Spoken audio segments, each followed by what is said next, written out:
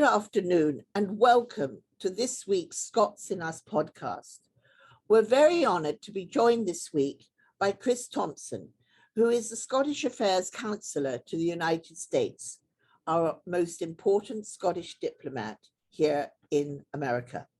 Prior to Chris' move to the United States, he spent a number of years in the economic development for the Scottish government in Scotland, most recently as the head of mission, looking to make the River Clyde and its immediate environs an engine of sustainability. The environment is very important, not only to Scotland, but to Chris. And so we're going to speak to him around that as well this afternoon. And so now, join me in conversation with Chris Thomson. Good morning, Chris, and thank you for joining us today for the Scots in Us podcast. You joined us in the United States at the most difficult of times last October, as we were still struggling through the pandemic. It was a very strange introduction to all of us here. It was, yeah. It was a really funny time to move halfway across the world. I was lucky in that around that time things were beginning to open up. It was a bit more open than in some of the darkest days of the pandemic. And in October, we had a couple of opportunities to meet in person, which was fantastic. I got up to New York to see people, but then we went back again into quite a serious lockdown after that, and it impacted a lot of that sort of introduction and that lovely in-person work that you look forward to doing when you get to move to a place like the US. So it's been difficult, but we've seen things open up again in the last few months. And to quote the British ambassador in the US, she always talks about diplomacy being a contact sport. And I think that's really important. And it's been great for me and for my team to be able to get out and spend time with amazing groups like yours over the last few months. Well, you haven't stopped. You know, Omicron, as you say, sort of put a bit of a damper on things, but whenever I call you into your office, you're always around and away. So what are a few of the things you've been doing in the last few months since things have begun to open up? So yeah, you're right, Camilla. It's been incredibly busy. My little team has been run off their feet. We managed to do a couple of St Andrews and sort of tartan balls towards the end of the year when we had that little window that I referred to earlier. And then when we came out of the sort of really tight lockdown around the end of January, we managed to start doing some Burns Night activity. I think I did 5 or 6 different Burns Nights, including a fantastic American Scottish Foundation Burns Night in New York, which was brilliant. We had a digital offering for Burns as well, which was great, the Burns Distilled event. Then we had Tartan Week, which obviously you were a huge part of as well. Not only in New York, where it's at its sort of zenith in New York, I think, the Tartan Week activity, but we had Tartan Day activity in DC. We were supporting activity in other parts of the US, including in Texas as well. So that's a huge bit of work for us. At the time, we also had our Cabinet Secretary for Constitution, External Affairs and Culture, Angus Robertson, MSP, in the country. So we had a huge amount of engagement for him with politicians, with businesses, with diaspora groups, with arts and culture. So that was great. And then, of course, we had the First Minister, Nicola Sturgeon, here as well. So we have been really, really busy. In the meantime, our business as usual includes doing work to support veterans, to support the arts and culture. And we've had events here in DC and elsewhere. And we have got the Queen's Platinum Jubilee events in DC coming up next week. Ooh. Most other people had theirs earlier. Yes, I was as an outlier, have got there. New York. I was several up in New York the other week with the consulate and things. But Chris, you are head of the Scottish Affairs, you're Scottish Affairs Counsellor for the United States. You're the most senior Scottish diplomat we have here.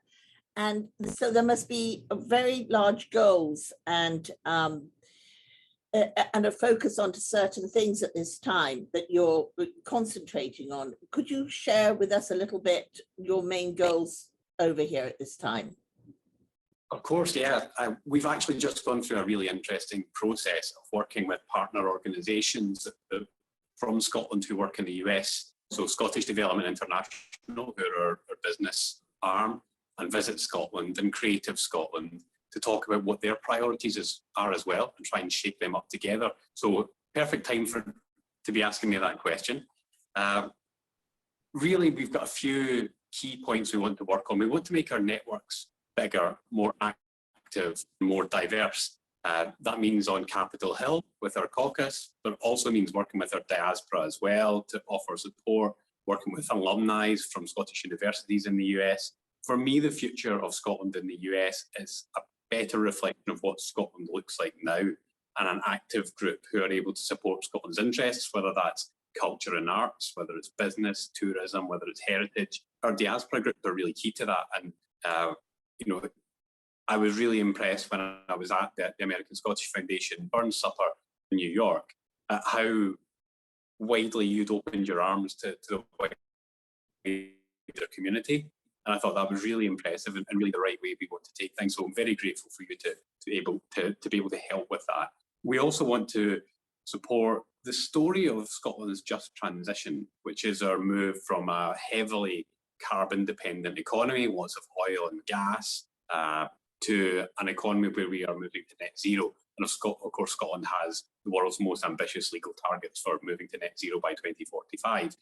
If a wee country like Scotland can do this, then there's evidence that everyone else can do it. But we're not going to shift the dial by ourselves because we don't have a huge amount of the world's emissions. But I think we can show other people how to do it. And I think we want to offer that expertise and that influence. And also think about how that can support investments in Scotland or Scottish companies acting in the US and supporting that green transition. Lastly, a couple of points. We have an outstanding culture and higher education offered in Scotland. That has always been a core part of what this office has done in the US, been a core part of our relationship with our diaspora. We're very keen to continue to promote that. We've got some of the best universities in the world. We've got one of the best educated populations in the world.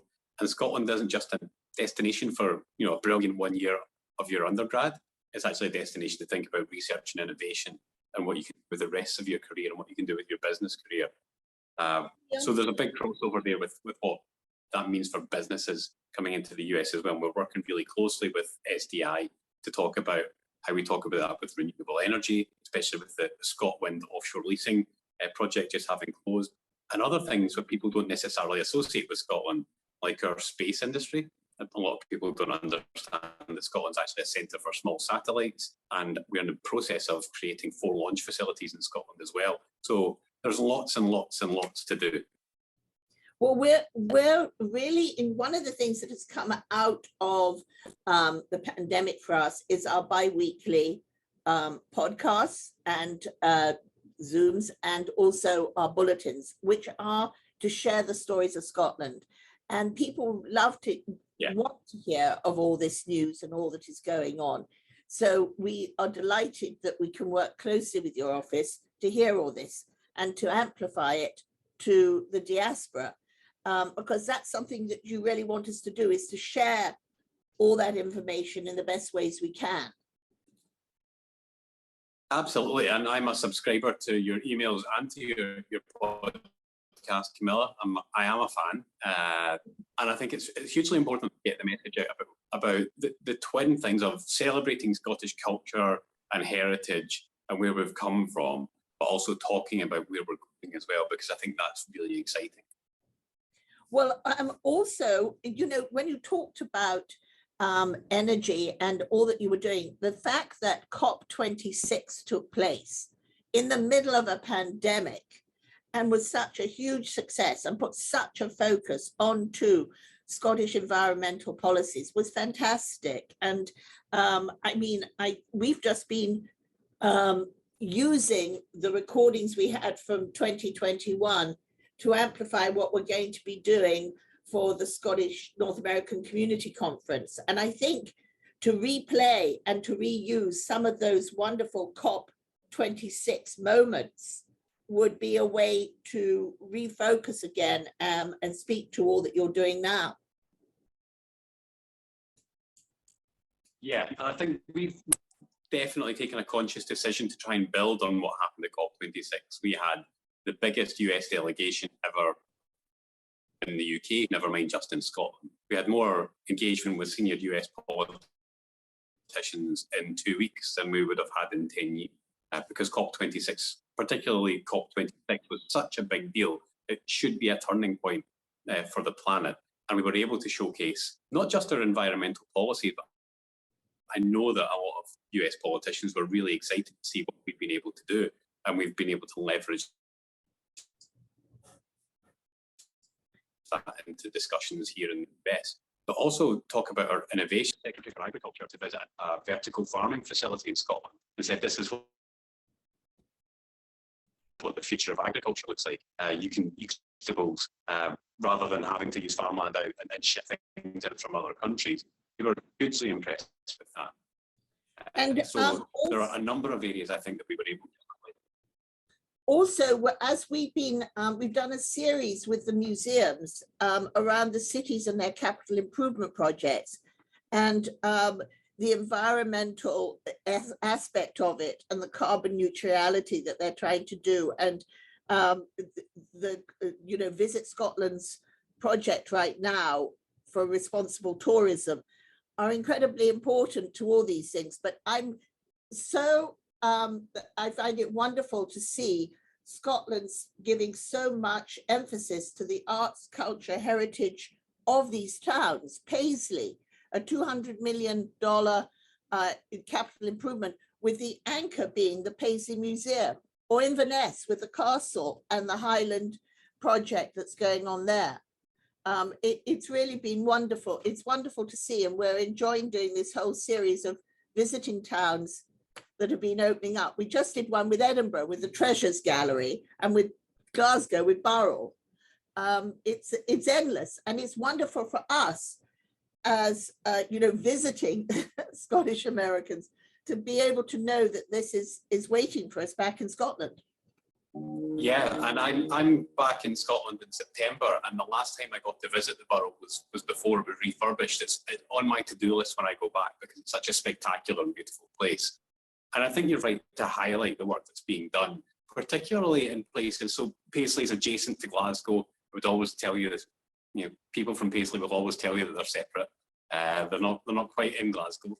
But when you go out to other areas, you go out to Inverness and these sort of more rural areas, the culture, heritage and arts act as anchors for the communities because they're high quality jobs where people can be proud of where they come from. And Scotland has many of the same issues as rural parts of the US where people leave to go to big cities and you experience depopulation, and that creates a really negative cycle. And places where we want people to remain, we want them to live thriving, happy, exciting lives. So having these institutions, these arts and culture institutions, which have high quality jobs, anchor people in that community and help sustain them there as well. So it's not just a nice to have for tourists to come and see, it's actually it's an integral part of the economy and something that I would encourage people to engage with. So we're looking forward to working with you, and your team is so involved. You punch way above the amount of people that are there, like all of us. And we're looking forward to the 25th anniversary of Tartan Week, Tartan Day, and the week of activities that will happen all over the United States next year. But I hope we catch up with you again soon to carry on the conversation and discuss all that is going on. Absolutely, Camilla. Really looking forward to it. Already thinking of next year. Yes, we've already started the planning. Thank you so much, Chris. Thank you very much, Camilla. Always a pleasure.